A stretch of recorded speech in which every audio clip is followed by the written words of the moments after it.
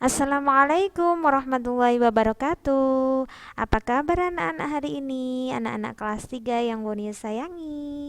Semoga kalian sehat selalu ya nak. Tetap jaga kesehatan agar kita bisa bertemu kembali di sekolah, belajar bersama di sekolah. Anak-anak, hari ini kita melanjutkan pelajaran agamanya. Tetap semangat belajarnya meskipun belajar dari rumah. Kita masih tetap bisa belajar bersama-sama.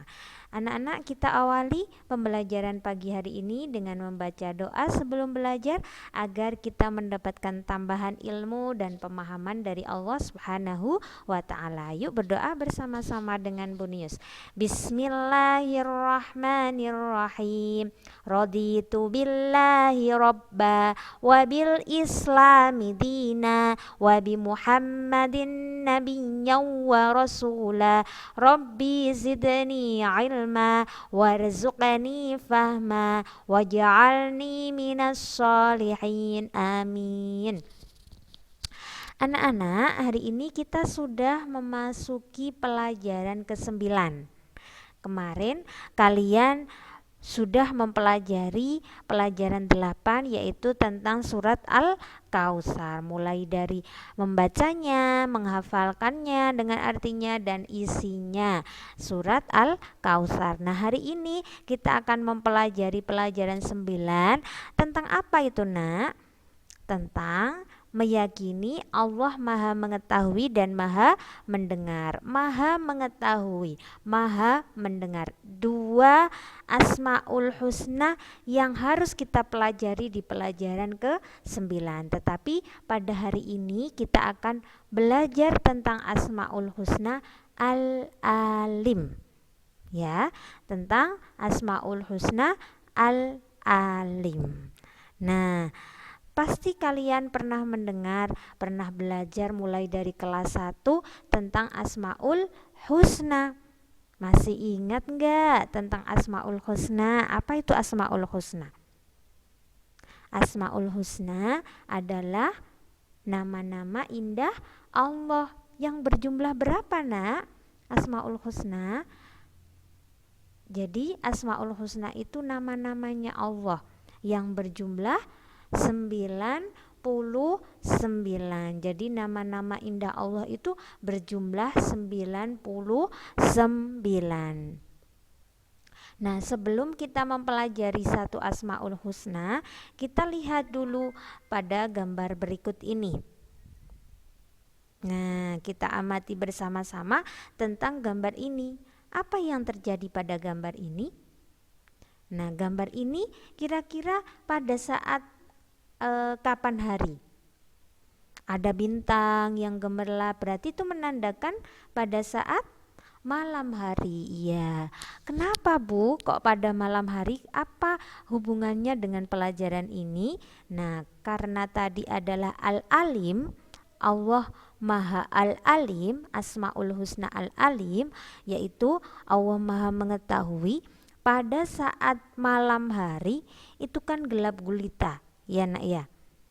Nah, kira-kira kalau kalian pada saat gelap gulita kelihatan nggak barang-barang yang ada di sekitarnya? Tentu tidak kelihatan kalau tidak ada cahaya. Tetapi meskipun gelap gulita, tidak ada yang tahu.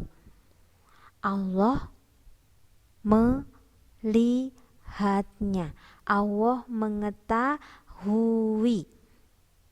Nah, itulah yang kita pelajari pada hari ini, yaitu Allah Maha Al-Alim.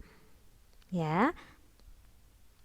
Al-Alim adalah salah satu Asmaul Husna dari 99. Apa itu Al-Alim? Al-Alim itu artinya adalah Maha mengetahui. Maha mengetahui meskipun dalam keadaan terang, dalam keadaan gelap, Allah mengetahui. Jadi Al-Alim itu artinya adalah Maha mengetahui. Allah mengetahui semua makhluk yang di langit, makhluk di bumi, di darat, di laut. Di mana saja makhluknya bersembunyi, pasti Allah tahu. Kalian mau kemana saja, Allah pasti tahu.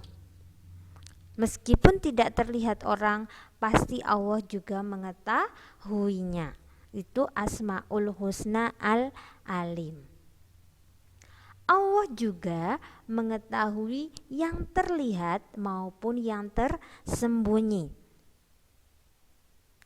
Kalian pada saat gelap gulita pasti kalian tidak tahu, ya kan? Barang-barang di sekitarnya pasti tidak bisa melihatnya, pasti kalian tidak mengetahuinya. Tetapi Allah tidak. Allah melihat, Allah mengetahui apapun yang ada di bumi, di udara, dimanapun berada, meskipun disembunyikan sesembunyi mungkin, Allah pasti mengetahuinya. Kalian bersembunyi di ujung gunung, manusia tidak ada yang tahu, Allah pun tahu. Kalian bersembunyi di bawah sumur, di sumur pun Allah juga tahu. Nah, itu Asmaul Husna Al-Alim. Allah mengetahui yang terjadi dan akan terjadi. Jadi kalian, maksudnya yang terjadi itu berarti hari ini. Kalau akan terjadi nanti, kalau kalian sudah besar, besok akan terjadi apa dengan kalian? Itu Allah tahu.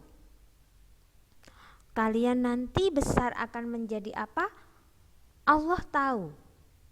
Kalian nanti kalau besar menjadi, misalnya akan bekerja sebagai apa? Allah tahu. Kalian meninggalnya kapan? Allah juga tahu.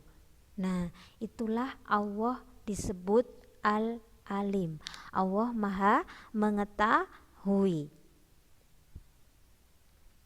Bagi Allah tidak ada hal yang tersembunyi. Serapat-rapatnya manusia menyimpan rahasia, Allah pasti mengetahuinya. Kalian disimpan rapat-rapat dalam hati. Kalian misalnya bersembunyi dengan teman kalian berdua, membicarakan teman satunya, itu Allah tahu.